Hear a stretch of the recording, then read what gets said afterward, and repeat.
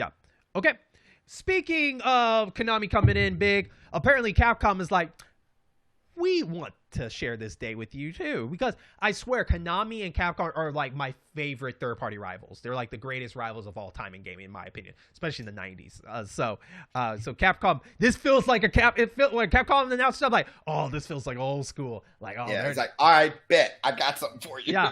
So Capcom came in strong, talking about, hey, you want to hear about some RE4 remake stuff? So they showed us some extension gameplay, also some story stuff.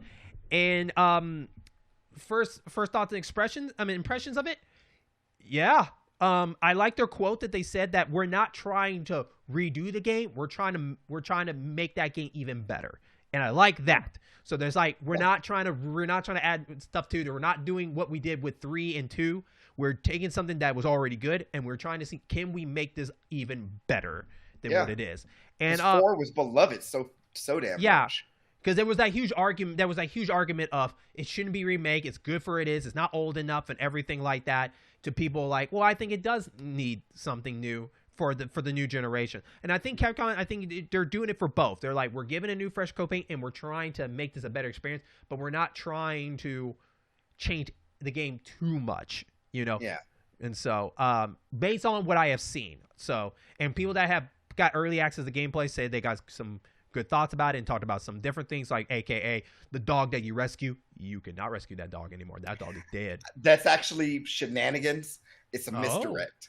It's a misdirect. Oh, I'm excited then. Yeah.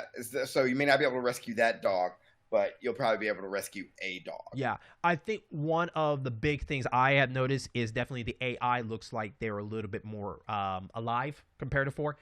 Especially Ashley. Ashley looks like she has definitely got more active. You know, she has a more active role in the story. Yeah, I see more of her. Not so much. I didn't get a chance to see what Ada can do. We got a glimpse of her, along with the little Napoleon guy running the castle. Oh, Salazar. Yeah. And then, but we haven't seen his old military buddy. Krauser. Yeah, we haven't seen him yet, because that's the one I'm worried about. And the priest, and the chief. We see the chieftain. The chieftain's in there. Yeah, we haven't seen the priest yet. Yeah, and I'm intrigued because I'm intrigued about the QTE, like how they're going to do with those particular scenes. We haven't seen what QTE is, and I think they should not show anything. I think that will be the fun experience for people playing it, where that's going to happen. Just like the first Resident Evil, like the first time you play it, like you didn't know where the QTEs were going to come from. So I kind of want that again, where I don't want them to reveal what QTE moments are in the game. Just focus on surprise. Yeah, just surprise. I mean, I think that would be great for gamers to go in blind for that. But I wouldn't be surprised if they show a little bit of it. Couple of things that they did stand out. One, the knife parry. We saw the scene where he blocked off a chainsaw, he tried to block himself with a chainsaw, which is pretty cool. So I was pretty intrigued by that, especially all the sparking. Like, that's pretty cool. I'm not mad at that. Yeah, and then another thing is sneak. You can sneak now. They said, like, for instance, like when you go into the famous village where they showed in the trailer, you know, you can sneak around before the party really gets started when everybody's going to attack you. I was like, that's cool. So you can sneak around and gather your stuff instead of just walking in like, all eyes on me. What we gonna do? Exactly. I like that, because you may not want to. I mean, it gives you the option. You can go guns blazing, or you can sneak and take things out. Mm-hmm. I hope they do the stealth well, to where if someone sees you and you still take them out, it doesn't alert everybody unrealistically. But we'll see. And if it doesn't, they can always make up some BS like they can all communicate. Hive mind. Yeah, they can all communicate. And the last thing is, and it's funny, this small thing changed the game. And it's just, you can move and shoot. Right? Yeah. The fact that you're able to do that, I don't think you could even do that in the Resident Evil 2 remake. So, no. Wait. Oh. Move and shoot. You can't do that in the new remake? In the Resident Evil 2 remake? Maybe I'm mistaken. Never mind. Ignore Okay. me. I'm mistaken. Okay. But it is a big deal, because you know, I watched the video. I mean, you watched the video. The movement is very fluid. Everything is very fluid.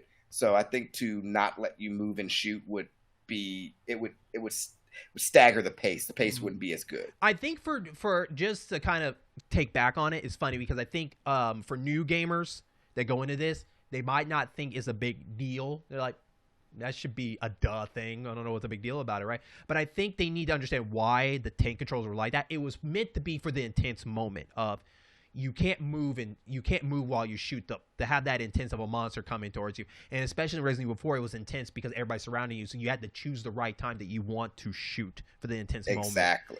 So for this one, now you move and shoot. It's going to be interesting because it makes you wonder, like, what are they going to throw at you now since you are capable of moving around? Does that mean these people are going to get more vicious? Are they going to think better on that point? I mean, from what we saw, they are a lot they are a lot not faster, but like going back to what you mentioned about the AI, they've improved the AI. They work better as a team. They will actually team up. They will try and corner you instead of just coming at you. They will flank you.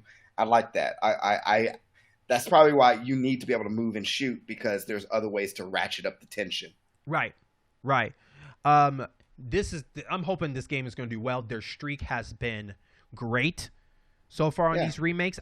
This game so far does not give me any, like, those kind of moments. So I'm very excited, and hopefully this will be the last time they touch Resident Evil 4, because after this one will be ported everywhere in the new console cycle. And so don't worry. It'll come to Switch cloud form. and all that. I don't know who would possibly complain about Leon parrying a chainsaw with a knife. Because cool. It looks intense. Yeah, that's cool. I mean, it'll probably, like, you probably have to wears your knife down or durability like they did in the second Resident Evil remake. But I don't care. The fact that if you're fast enough, you can parry a chainsaw is that's hella nice. And of course, the Chuck Norris round kick is always a crowd's favorite. Yeah. And they didn't show it, but I bet it's in there. Suplex. Yes. I hope so. Yeah. If I had a PS5, which that's when I want to play on, even though it's coming to PS4, I would make this a day one so far, but I won't. It will not be a day one for me. But if I had the money that I really desire, I would. I recommend people go into this day one. I think this would be a great game for them. Hell, get it for the PS4, because you could always get a free upgrade to the PS5. True, absolutely. Yeah, I might do that. So